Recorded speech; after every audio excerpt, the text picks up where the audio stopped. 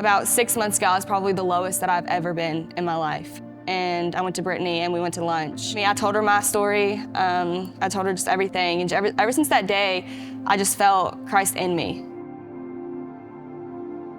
So my sophomore year, I finally met Miss Brittany. I finally decided to go to a women's Bible study. And all hearts were just poured out on the table. Everybody was vulnerable. Everybody took that time to, get to know each other. And Miss Brittany told us her testimony, and it was so powerful. It was beautiful. And I think that inspired me to want to build a relationship with Jesus. And so from then on, I was all in. I was ready to go. She bought me a Bible. And so that's where I picked up all my steps. And then she would do a 7-day devotional as well. And she'd text me constantly and be like, make sure you do it, make sure you write. And so I think that's really what started me going. I started not liking to do the things that everybody else was doing. I started not wanting to go out. I started not wanting to be around the people that didn't want to do what I wanted to do. And that was to be in love with Jesus Christ. And I finally got baptized. All my family came down, and it was beautiful. I'm so glad they got to witness that amazing thing that I call accomplish in my life, and be able to do that and say I have gotten through the things I've gotten through. I love FCA because it's everyone coming together, but women's Bible study is just different because no matter what your sin is or like what you say or what you do, Miss Brittany doesn't make you feel like you're, I guess, less of a human because of a choice you made or choices you make. No matter, she just always is positive. It's easy to be vulnerable with her. I'll never forget the day that I was struggling. She knew I was struggling. I didn't know what I was supposed to do with my life. I was low. I was really, really low. And she called me right before a game. I hadn't talked to her in probably a week.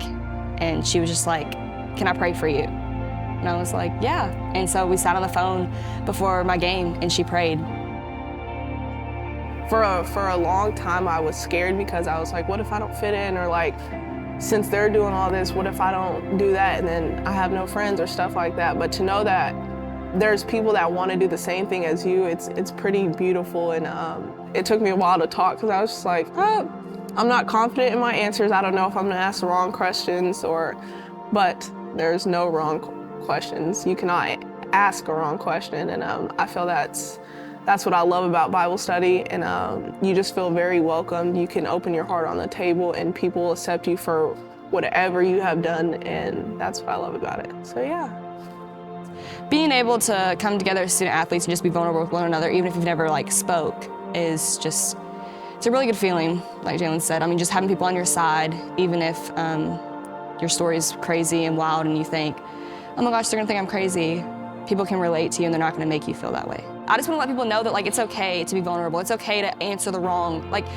It's okay to not understand something, to ask questions and open up to other people who are going through the same thing. Even though it's a different sport, all of us struggle with the same things and can relate to one another.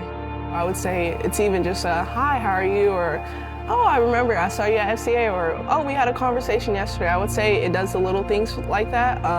It changes a lot. It changes the dynamic of who you talk to, and not just your sport, but what other sports are there. And you get to know more about other sports and what they're going through, and that you're not alone, basically.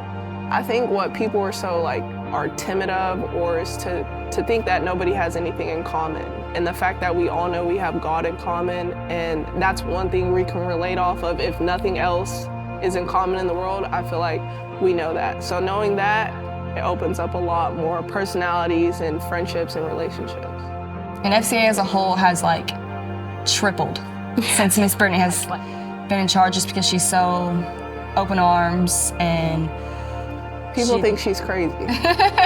People think she's crazy, but she gets it done. But I will say she blows your phone up, do your devotional, But I will say, if it was not for her to text me every day for that week, I would not be where I am. And overall, I just feel happier and less tense. And I'm just well off. I feel like I'm a better human being. I have more patience. The fact that you never know what somebody's going through. Mm-hmm. And just one text, you would never think one text changes somebody's life or saves them from living on from another day. And I think she'll text you and just say, I prayed for you, I'm praying for you. And I think that makes a big difference in a lot of student athletes as well as students who are just going through something at the time and feel like they have nobody to talk to.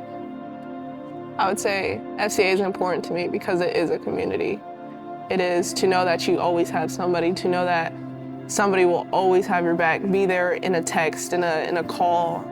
It's just a community coming together and being supportive of one another, and just constantly being each other's cheerleaders, and just always just staying together, and just being able to pray for people in your community because you know what they're going through. My name is Hope, and I am a Christian athlete. My name is Jaylin, and I am a Christian athlete.